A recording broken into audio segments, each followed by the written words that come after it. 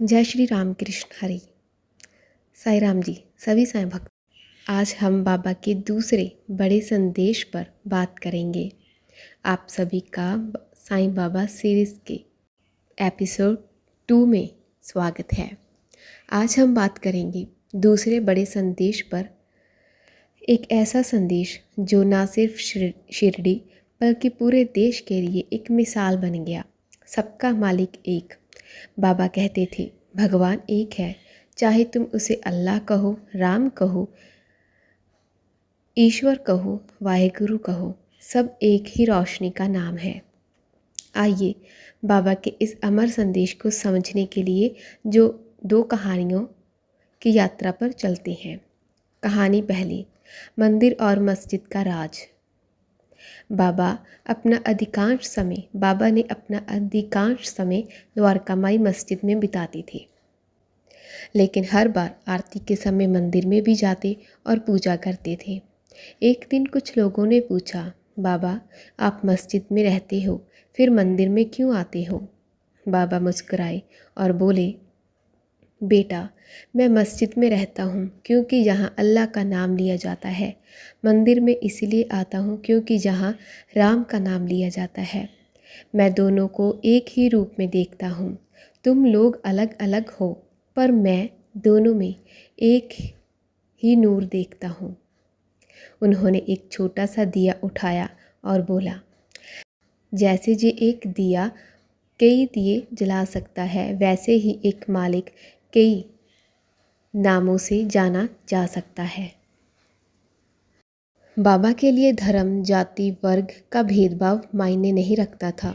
उनका कहना था, प्रेम और सेवा ही असली पूजा है। जो दूसरे के भगवान का सम्मान करता है, उसका भगवान उसका हमेशा सम्मान करता है। भेदभाव करके करना भी क्या? क्या आप दूसरे के भगवान को बुरा बोलकर अपने भगवान को खुश कर सकते हैं? अगर आप दूसरों को दुख पहुंचाते हैं तो क्या आप खुश रह सकते हैं? आप दूसरों को सुख दोगे तो आपको भी सुख ही मिलेगा। भगवान के रूप अनेक है, लेकिन शक्ति एक ही है। हमेशा याद रखो इस बात को, सबका मालिक एक है। एक और कहानी, हिंदू और मुस्लिम भक्त का विवाद। एक बार शिरडी में एक हिंदू भक्त और एक मुस्लिम भक्त का विवाद हो गया। दोनों अपने अपने धर्म को बड़ा समझ रहे थे। बाबा के पास दोनों शिकायत लेकर आए। बाबा ने उन्हें एक रसोई में ले गए, जहाँ एक ही हांडी में खिचड़ी बन रही थी। बाबा बोले, इस हांडी में चावल अलग अलग खेतों से आए हैं। बाबा ने इसका हल निकालने के लिए उन दोनों को अपने अपने खेतों की या फिर अपने अपने घर में से चावल लाने के लिए बोला।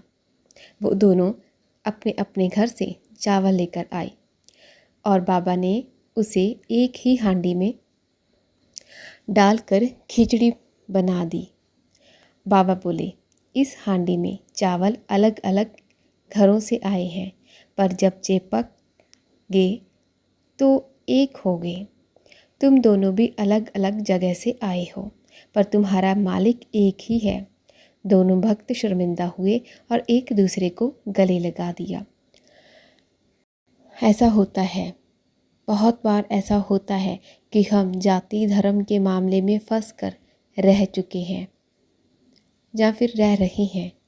दूसरे के भगवान को बुरा बोल रहे हैं, जैसे आजकल चल रहा है। कोई साईं को मुस्लिम बोल रहा है, कोई कुछ कह रहा है। हमें तो वो सुनकर अच्छा नहीं लगता, लेकिन हम भी कुछ नहीं बोलेंगे जब तक बाबा का कोई आदेश नहीं आता, क्योंकि बुरा तो लगता है, लेकिन जो बाबा ने कहा है, श्रद्धा और सबूरी रखो। लोगों का काम है बोलना, उन्हें बोलने दो। जब बाबा का आदेश होगा या फिर बाबा का समय होगा तो बाबा खुद आकर बोलेंगे। हर घर में साईं की तस्वीर होगी, ऐसा हमारा विश्वास है। और ये जो आज धर्म के नाम पर लड़ रही हैं ना, वो सब शांत हो जाएंगे और उनको भी समझ आ जाएगी कि बाबा के सबका मालिक एक है। धर्म का मतलब अलग अलग मार्ग है, लेकिन मंजिल एक ही है। प्रेम, दया और सम्मान हर धर्म में होता है।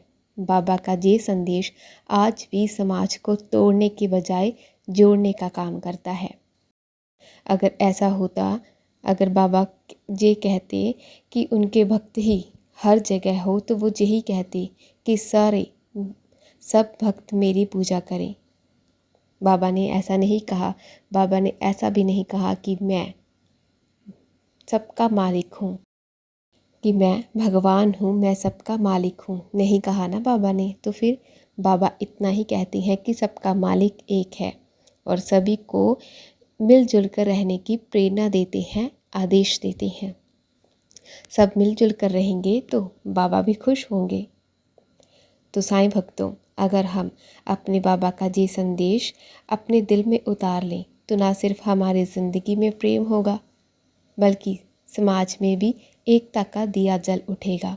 आइए प्रार्थना करते हैं, बाबा हमें हर व्यक्ति में आपका रूप देखने की शक्ति दीजिए, भेदभाव के परे जाने का ज्ञान दीजिए और प्रेम के रास्ते पर चलने का साहस दीजिए।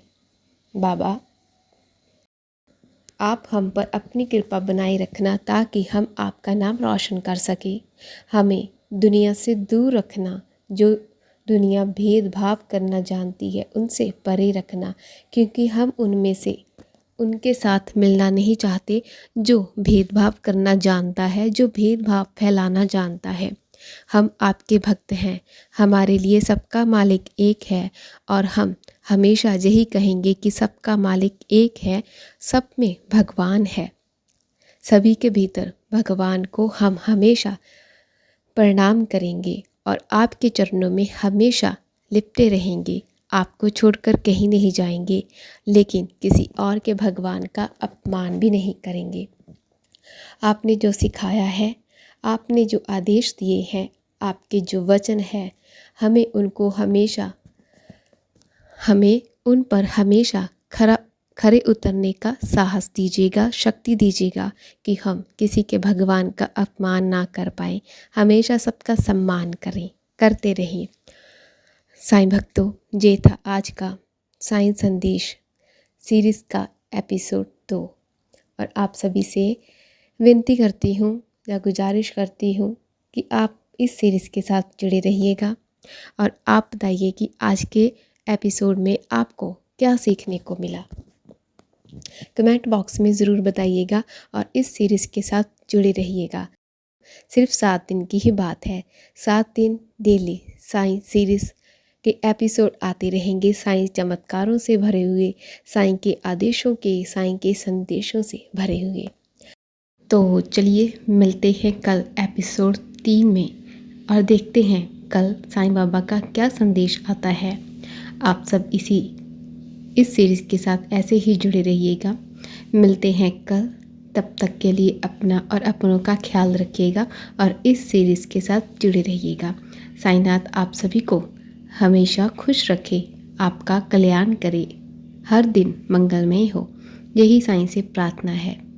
जो भी इस वीडियो के साथ जुड़े, इस चैनल के साथ जुड़े, साईं बाबा उन सबको प्यार, अपनी कृपा, अपना आशीर्वाद दे।